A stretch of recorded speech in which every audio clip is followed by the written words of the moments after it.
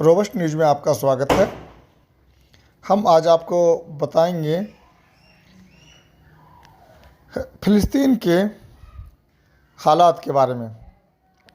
सबसे पहले आप इज़राइल देश कहना छोड़ दें। इज़राइल कोई देश नहीं है।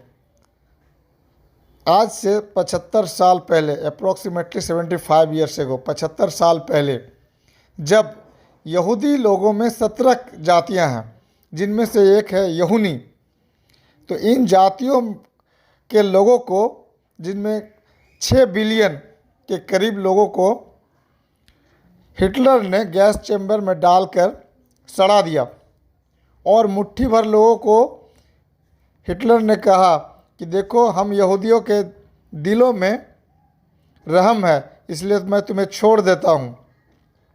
तो बने रहेंगे चैनल में। हम आज आपको पूरी बात बताएंगे फ़िलिस्तीन का। तो जब यहूदियों में यहूनी को पूरे संसार में लोग खोज खोज करके यहूदी लोग मार रहे थे, ऐसे ही समय में अंग्रेज़ों ने, जैसे ब्रिटिश सरकार ने, ये दिमाग लगाया कि इन्हें छोड़ दिया जाए ऐसे जगह में जहां विवाद लगे रहे, और उन्हें ज़बरदस्ती फ़िलिस्तीन की ज़मीन में बसा दिया गया। जब फ़िलिस्तीन की ज़मीन में ज़बरदस्ती बसा दिया गया तो एक छोटे से जगह में वो बसा और फ़िलिस्तीन के लोगों को ऑक्यूपाइड करने लगा। OCCUPIED, ऑक्यूपाइड यानी कब्जा होना। वो कब्जा करने लगे। वो धीरे धीरे धीरे धीरे कब्जा करते करते वो एक बहुत बड़ा लैंड ग्रेबर बन गए। LAND, लैंड, GRABER, लैंड ग्रेबर, यानी ज़मीन हड़पने वाला। और उन फ़िलिस्तीनी लोगों को मारने लगे और ज़मीन हड़पने लगे, मारने लगे और ज़मीन हड़पने लगे। इस तरीके से फ़िलिस्तीन के 75% जगह पे इन यहूनियों ने, इन यज़दी लोगों ने, ये जेविस लोगों ने, इन्हें JEWIS, इन्हें जेविस भी कहा जाता है, यहूनी भी कहते हैं। यह जेविस, यहूदी, जायोनिस्ट, इस तरीके से आप किसी भी नाम से इसको समझ सकते हैं। फिलहाल ये लैंड ग्रेबर हैं, यानी ज़मीन हड़पने वाला। तो ये फ़िलिस्तीन की ज़मीन को हड़प लिया, अप्रोक्सीमेटली 75%। और जो 25% जगह है उनमें इन्हें एक ओपन जेल, यानी खुली जेल के तरह इन्हें रखा। और इन्हीं जेल में एक ऐसा आदमी जिसका नाम है याहिया, उसने आज से 20 साल पहले एक प्लान बनाया और इस प्लान के तहत उसने काम किया और आज पूरे फ़िलिस्तीन को आज़ाद कराने में कामयाब हो रहे हैं। एक समय था युद्ध होता था, वहाँ सैनिक मारे जाते थे, लेकिन अब ज़माना और वक्त बदल गया है।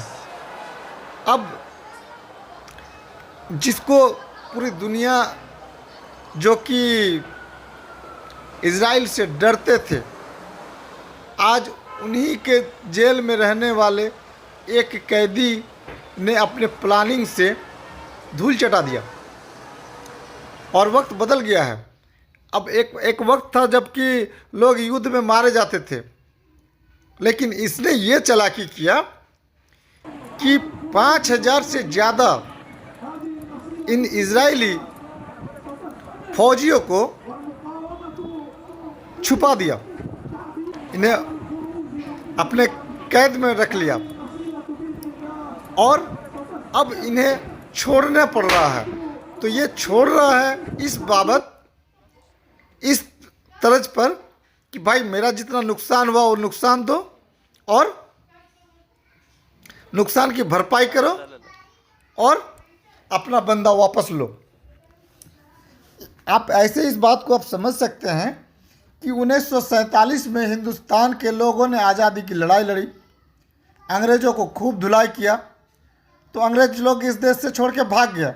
लेकिन जो लोग मरा उन मरने वालों को तो कुछ मिला नहीं, उसकी भरपाई हुआ नहीं, लेकिन एक याहिया नाम का कैदी जो कि इज़राइल के कैद में रहा, 20 साल कैद में रहा, और उसने जेल में ही रहकर इब्रानी भाषा सीखा।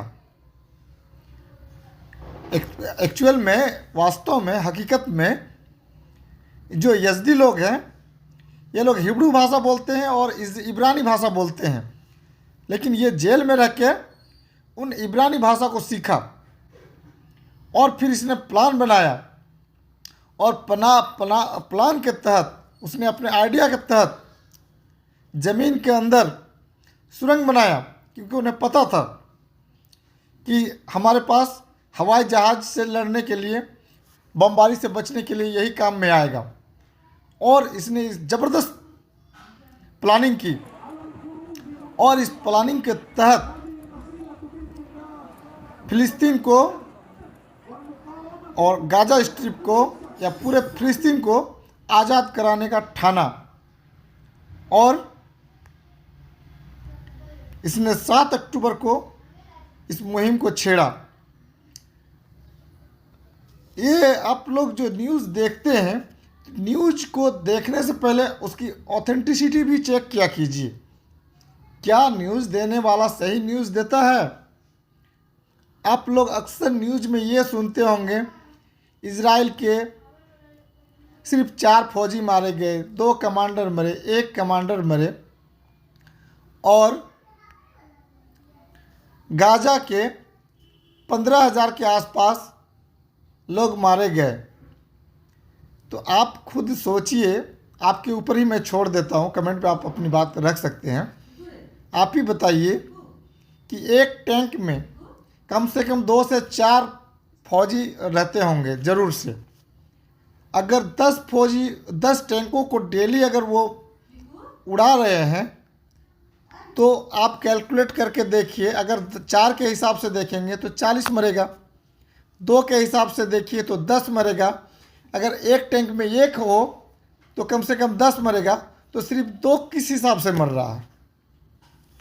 तो इस झूठी बात को भी आप खुद भी पकड़ सकते हैं, यानी कि मरने वालों की तादाद जो इज़राइल IDF, मतलब इजरायली डिफेंस फोर्स IDF जो कहता है, क्या सच कहता है? जी नहीं। ये जन्मजात ही मक्कार कौम के नाम से ये मशहूर है। मुसलमानों में यज़दी कहना, जेविस कहना एक गाली है, आज से नहीं, ये 2000 साल पहले से, यानी मुसलमानों का नबी साहब के आने से, यानी 1400 साल 1500 साल पहले इस्लाम धर्म आया, उससे भी 1000, 5000, 10,000 साल पहले से, या हो सकता है उससे भी पहले से, यज़दी यानी जेविस एक मुसलमानों में कहा जाने वाला एक गाली है। अगर कोई मुसलमान दूसरे को जेविस कहता है, यहूदी कहता है, यहूनी कहता है, तो समझ लीजिए वो एक गाली के तौर पे इस्तेमाल किया जाता है।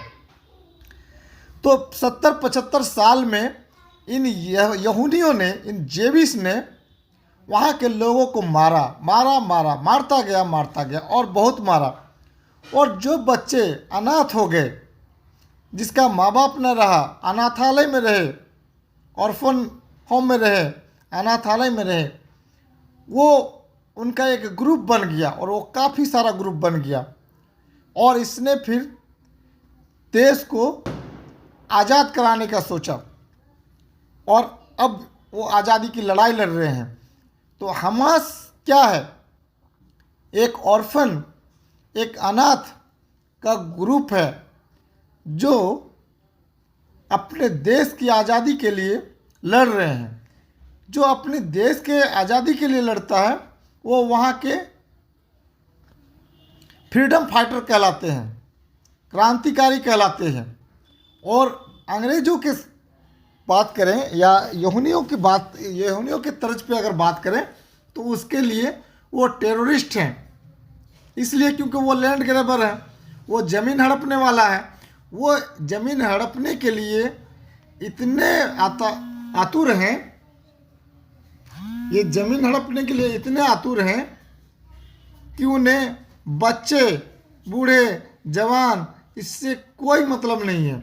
बस उन्हें प्यार है तो ज़मीन से प्यार है। अब ज़मीन से कितना प्यार है वो भी आपको बता दें। और ये अचानक से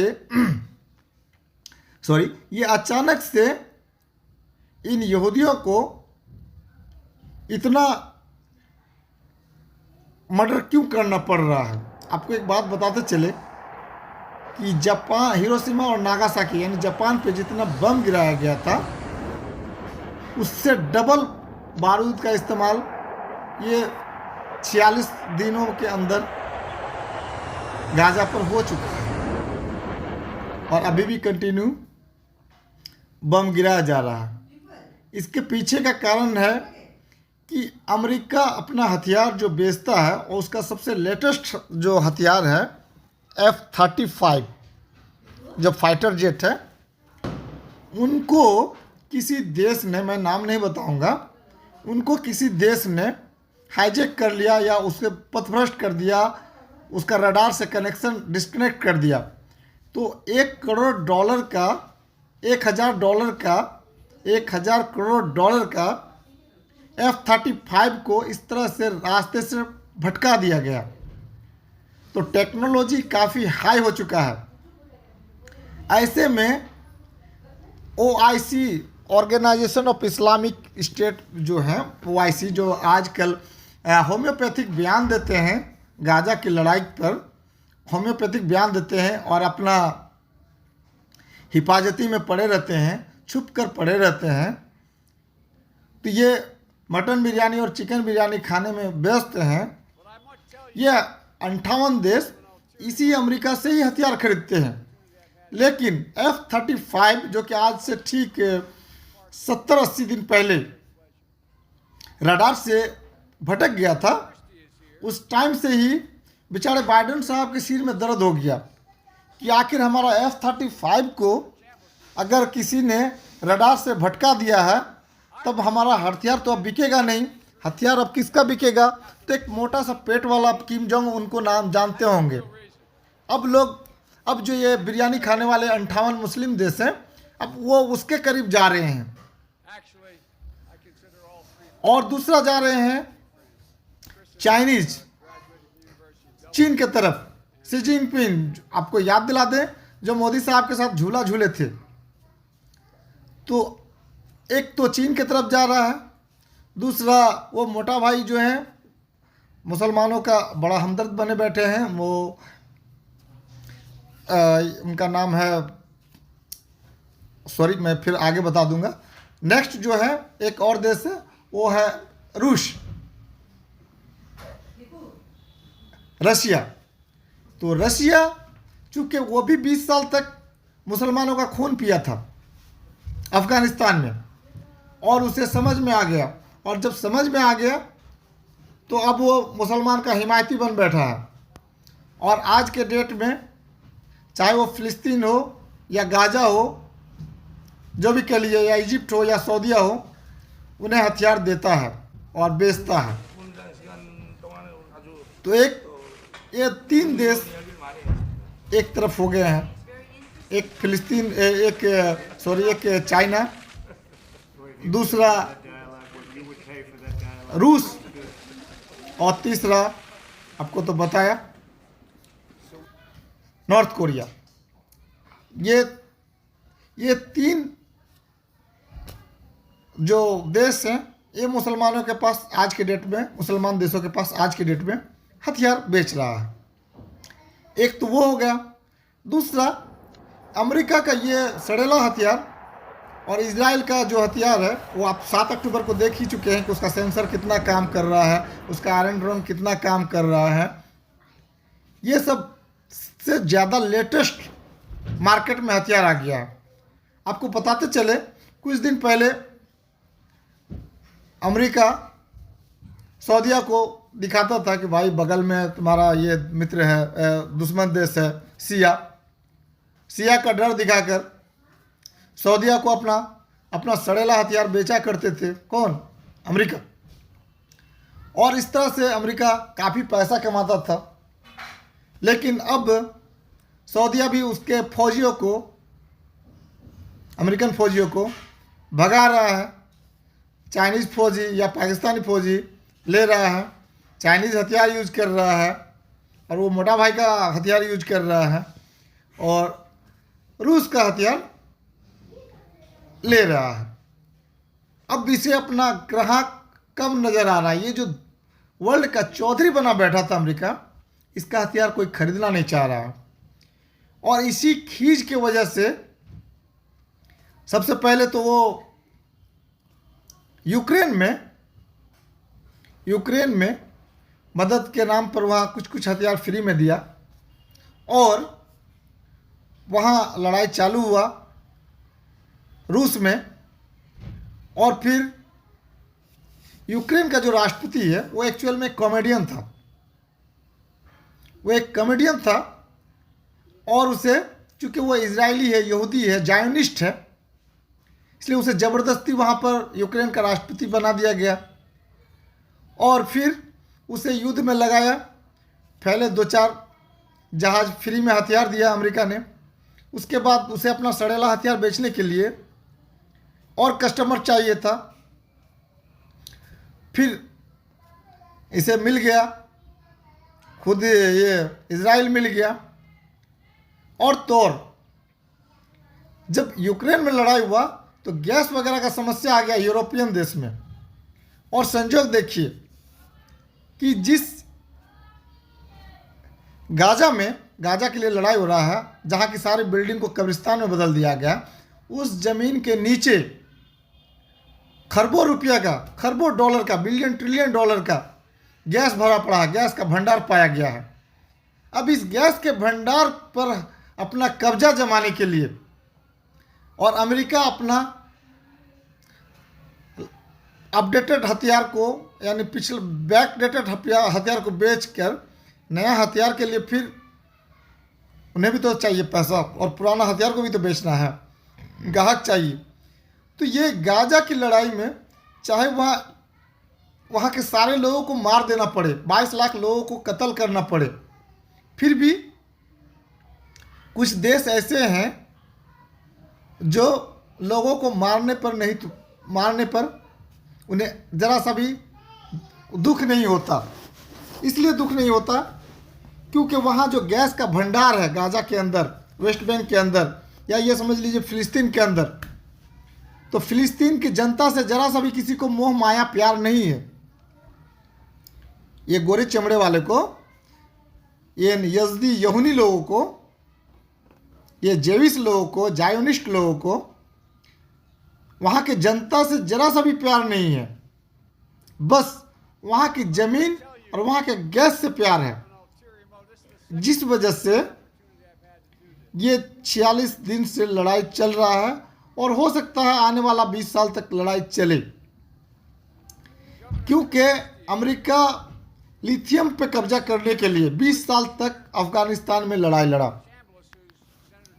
और अंत में अपना बोरिया बिस्तरा गोल करके उसे भागना पड़ा। उसी तरह से फ़िलिस्तीन के लोग, गाजा के लोग अपनी ज़मीन के लिए लड़ रहा है और जान दे रहा है और कुछ नहीं है। इजराइल यहूदी जायोनिस्ट क्या है? लैंड ग्रैबर है। आप ऐसे बात को समझिए कि आपके घर में कोई पड़ोसी ज़बरदस्ती एक भाड़ेदार को रख देता है और भाड़ेदार फिर आपको एक दिन भगा देता है और उसे पता चलता है कि इस मकान के अंदर करोड़ों का खजाना है।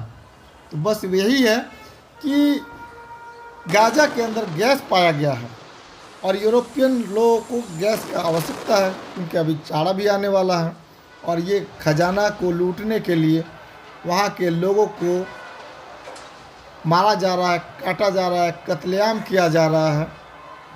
लेकिन इसमें एक दिलचस्प बात है। दिलचस्प बात जानने का ये है कि मुसलमान जो देश हैं 58 के 58 जो OIC के देश, वो पूरे दुनिया में 205 देश है जिसमें 58 मुस्लिम देश हैं। ये मटन बिरयानी और चिकन बिरयानी खाने में बिल्कुल बिजी हैं। जब उसके सिर पर डंडा पड़ता है तभी वो आगे बढ़कर कुछ कहता है, अदरवाइज नहीं। वो बस वो अपने गद्दी पर बैठा है और होम्योपैथिक बयान देता है। उसकी भी कुछ मजबूरी है, क्योंकि ये चिकन मटन के पीछे व्यस्त हैं। और जो मुस्लिम देश, चाहे वो किसी भी देश में हो, वो ये सोच रहे हैं कि 58 देश या 58 देश हमारा मदद करेगा। ये बिल्कुल आपकी भूल है। आपका समस्या है, आप उसको सॉल्व कीजिए। आप बात को इस तरह से समझने का प्रयास कीजिए। आप सड़क पर गुजर रहे हैं, आपका एक्सीडेंट हो जाता है, तो लोग आपको उठा करके आपको मेडिकल हॉस्पिटल नहीं ले जाएगा। सबसे पहले चेक करेगा कि आपके जेब में कैश कितना है। बाय चांस अगर आपके जेब में कैश नहीं है तो उससे भी कोई उसके प्रॉब्लम नहीं है। आपके मोबाइल कहाँ है, आपके हाथ में अंगूठी कहाँ है, आपके सोने का चेन कहाँ है, सबसे पहले उससे लेना चाहेगा वो। तो कहने का तात्पर्य ये है कि आपका समस्या है, आप जहाँ रह रहे हैं, जिस देश में रह रहे हैं, आप जिस समस्या से ग्रस्त हैं, उस समस्या का आप खुद ही समाधान करें। आपको कोई दूसरा देश या कोई दूसरा आदमी आके आपका सॉल्यूशन नहीं करेगा। आपको अपनी लड़ाई खुद लड़नी है। आपको अपना समस्या का खुद ही समाधान करना है। आज आप 22 लाख लोग एक छोटा सा बंद जेल में, यानी फ़िलिस्तीन में, गाजा के अंदर, गाजा स्ट्रिप यानी एक पट्टी है, चूँकि लगभग कब्जा कर चुका है जगह को इन यहूदी लोगों ने, जेविश लोगों ने, तो इन लोगों ने कब्जा कर लिया। इनके भाड़ेदार ने मकान मालिक को भगा दिया, मरने पर आतुर कर दिया। कहने का तात्पर्य है कि आपको ये 58 जो कंट्रीज़ हैं, मुस्लिम कंट्रीज़ हैं, सब अपने आप में व्यस्त हैं, बिजी हैं। आपके लिए कोई कुछ नहीं कर सकता। आपको अपनी लड़ाई खुद लड़नी पड़ेगी। जिसका एक एग्जाम्पल है, कभी भी आप खबर को देख लीजिए, इंटरनेशनल न्यूज़ को देख लीजिए, आपको सच पता चल जाएगा। खबर को भी देखिए तो ज़रा छानबीन करके, क्योंकि झूठों का अंबार भरा पड़ा है। झूठों का अंबार भरा पड़ा है। आपको सच कहीं से नहीं मिलेगा। सच खबर देखने के लिए आपको काफ़ी मेहनत करना पड़ता है। आपको जो बताएं, हमने जो न्यूज़ दिया, ये काफ़ी इंटरनेशनल जो ऑलरेडी मैदान है गाजा का, जहाँ जो वहाँ लड़ाई हो रही है, वहाँ से आपको निकाल के दे रहे हैं। अब तक 50 से 60 रिपोर्टरों को मार दिया गया है गाजा में। ऐसा कभी नहीं हुआ है कि रिपोर्टरों को मार दिया जाए, लेकिन ऐसा आज के डेट में हो रहा है। कोई भी, ये जो संयुक्त राष्ट्र है, ये भी एक चोरों का गठबंधन बन के रह गया है। और ये जो ह्यूमन राइट्स वाले हैं, ये कहाँ मर गए हैं? अभी आपने ये जेनेवा कन्वेंशन है, वो कहाँ चला गया है? क्या उन्हें दिखाई नहीं दे रहा है गाजा के लोगों को? जी नहीं, बस ये सब बिके हुए हैं और हर कोई अपना जेब, अपने फ़ायदे को देखकर ही आपको न्यूज़ देता है। हमास के लोगों ने जो लड़ने का तरीका अपनाया है वो बिल्कुल अनूठा और अलग है। उसने आईडीएफ के लोगों को, लगभग 20 से 25 हज़ार आर्मी को पकड़कर ऐसे जगह में छुपा रखा है कि अब तक गाजा में जो हालात इन लोगों ने बम फोड़ कर रखा है, कब्रिस्तान बना रखा है, उसकी भरपाई वसूल करने के बाद इन्हें एक एक करके छोड़ा जा रहा है। और इसमें कतर अच्छा रोल अदा कर रहा है। एक ज़माना हुआ करता था कि लड़ाई में फौजी मरे, दबे, बच गए, वो लौट गए। लेकिन इन लोगों ने, इन हमास के लोगों ने चालाकी ये किया कि जो लोग मर रहे हैं वो तो बिल्कुल मासूम लोग मर रहे हैं, हमास के लोग कोई मर नहीं रहे हैं।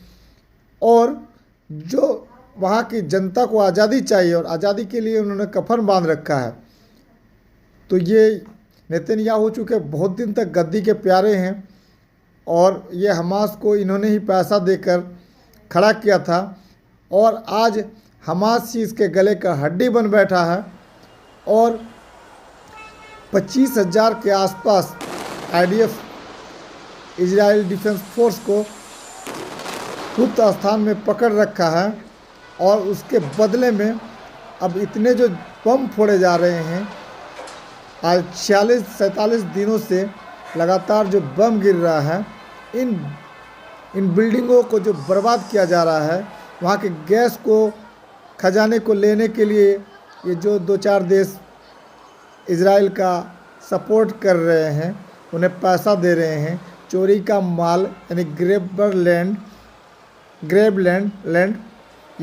लैंड, ये ऑक्यूपाइड लैंड, ये जो ज़मीन कब्जा कर रहे हैं, हड़प रहे हैं, बेईमानी कर रहे हैं और ये गैस पर जो नज़रें गड़ा रखा है, इनसे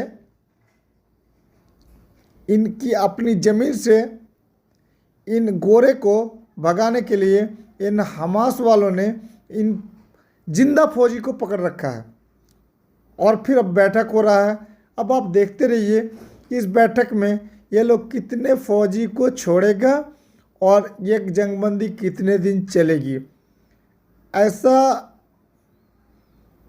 स्थिति है कि अब तक कम से कम ये 2, 4, 10 दिन, 50 दिन, साल भर नहीं, कम से कम ये लड़ाई 20 साल तक तो ज़रूर चलेगी और 4 से 5 देश तक फैला है। अभी इसका फैलाव अभी और बढ़ेगा क्योंकि नेतन्याहू अपने फौजी मरने वालों का ये नहीं ब्यौरा नहीं देता। आपको मैंने कैलकुलेशन का भी तरीका बताया है, आप उसको भी देख के आप उसको समझ सकते हैं और ख़ुद भी कैलकुलेट कर सकते हैं कि वो कितना नेतन्याहू सच बोलते हैं। उन्हें गद्दी से इतना प्यार है कि मरने वाले फौजियों की संख्या भी सही नहीं बताता। तो इसमें कतर एक देश है जहां हमास का ऑलरेडी ऑफिस खुला है, उस ऑफिस से फिर उसको डीलिंग किया जाएगा और ये जो जितने बम गिराया जा रहा है, हमास के निहत्थे लोगों को मारा जा रहा है और तरह तरह से यातना दिया जा रहा है, सबका हिसाब ये हमास वाले निकालेंगे। और आए दिन पहले तो ये अनाथों का था ग्रुप, लेकिन अब इसमें 60 लाख से ज़्यादा लोग भर्ती लेने के लिए, एडमिशन लेने के लिए हमास के दफ्तरों में आवेदन दे रहे हैं।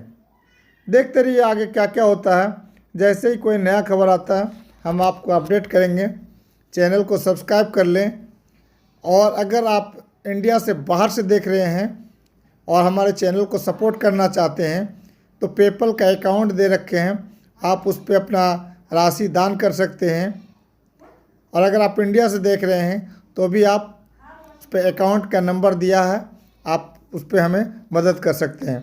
Thanks audience, thanks listener.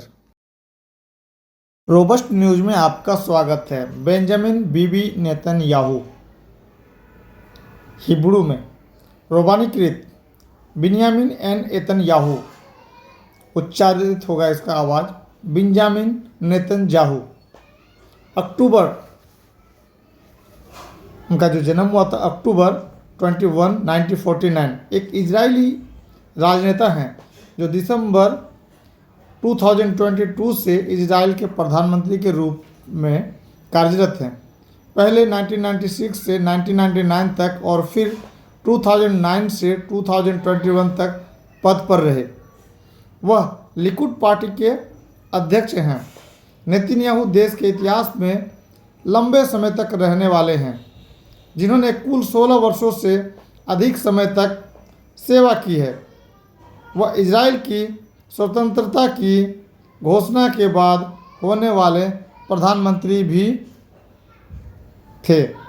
तेल अवीव में धर्मनिरपेक्ष यहूदी माता पिता के घर जन्मे नेतन्याहू का पालन पोषण यरूशलेम में और कुछ समय के लिए संयुक्त राज्य अमेरिका के फिलाडेल्फिया में भी हुआ। वह 1967 से इजराइल रक्षा बलों में शामिल होने के लिए इजराइल लौट आए।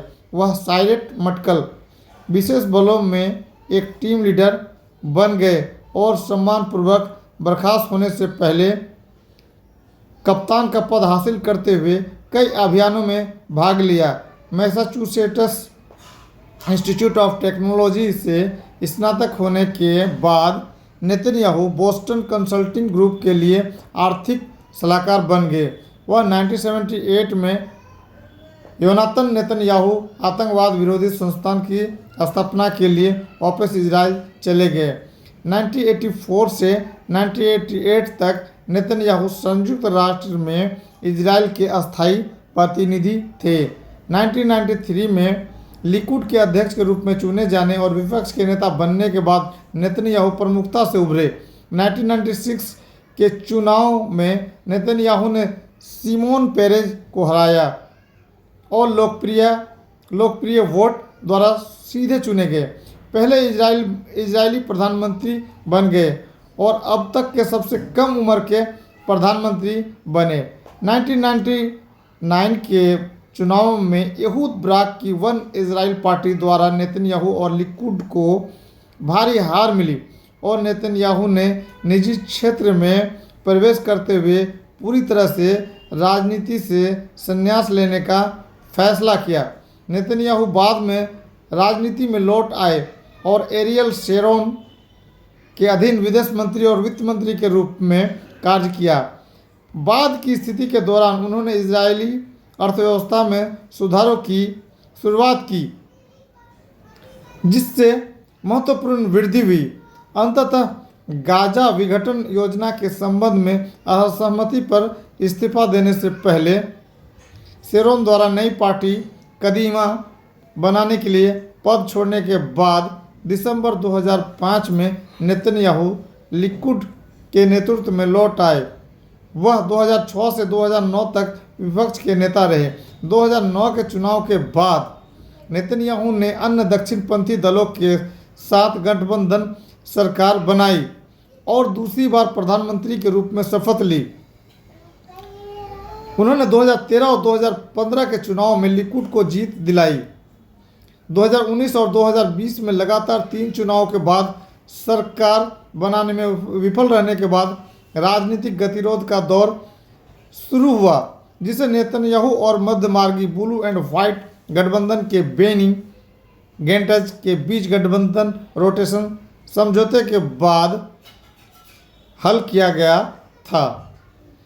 रोटेशन होने से पहले दिसंबर 2020 में गठबंधन टूट गया और मार्च 2021 में एक नया चुनाव हुआ। अपनी अंतिम सरकार में नेतन्याहू ने कोविड-19 महामारी और 2021 इजराइल फिलिस्तीन संकट पर इजराइल की प्रतिक्रिया का नेतृत्व किया। जून 2021 में नेफ्ताली बेनेट द्वारा यायर लेपिड के साथ सरकार बनाने के बाद नेतन्याहू को प्रधानमंत्री पद से हटा दिया गया और 2022 के चुनाव के बाद फिर से प्रधानमंत्री के रूप में लौटने से पहले तीसरी बार विपक्षी नेता बन गए। नेतन्याहू ने 1980 के दशक से व्यक्तिगत मित्र रहे डोनाल्ड ट्रंप से संयुक्त राज्य अमेरिका ने यरूशलेम को इजराइल की राजधानी के रूप में मान्यता दी। गोलान हाइट्स पर इजरायली संप्रभुता को मान्यता दी और इजराइल और विभिन्न अरब राज्यों के बीच सामान्यकरण समझौतों की एक श्रृंखला अब्राहम समझौते की मध्यस्थता की। नेतन्याहू को प्रधानमंत्री के रूप में कब्जे वाले वेस्ट बैंक में इजरायली बस्तियों का विस्तार करने की अपनी दशकों पुरानी नीति पर अंतर्राष्ट्रीय आलोचना का सामना करना पड़ा है, जिसे अंतर्राष्ट्रीय कानून के तहत अवैध माना जाता है। 2019 में नेतन्याहू को 3 साल की जांच के बाद विश्वास के उल्लंघन, रिश्वतखोरी और धोखाधड़ी के आरोपों में दोषी ठहराया गया था। इन्हें सत्ता और कुर्सी से प्यार हो गया है और कुर्सी में बने रहने के लिए जनता को गाजर मूली की तरह कटवा सकती है और काट सकती है। इनका सिर्फ एक ही सपना रह गया है, विश्व गुरु बनना। जैसा कि हमारे मोदी जी विश्व गुरु बनना चाहते हैं, वैसे ये भी विश्व गुरु बनना चाहते हैं। इनका बस एक ही मात्र सपना रह गया है। बेंजामिन नेतन्याहू साहब के पास सिर्फ एक ही मुद्दा है और वो है मस्जिद अक्सा को तोड़कर थर्ड टेंपल बनाना। इसी को भुनाते भुनाते वो इतने दिन तक सत्ता पे बने रहे और अब आखिर में मस्जिद अक्सा को शहीद करने के लिए दिन रात प्रोपेगेंडा चल रहा है। लोगों का कत्लेआम, खून बहाना सिर्फ और सिर्फ एक ही मकसद के लिए किया जा रहा है, वो है मस्जिद अक्सा को शहीद कर थर्ड टेंपल बनाना।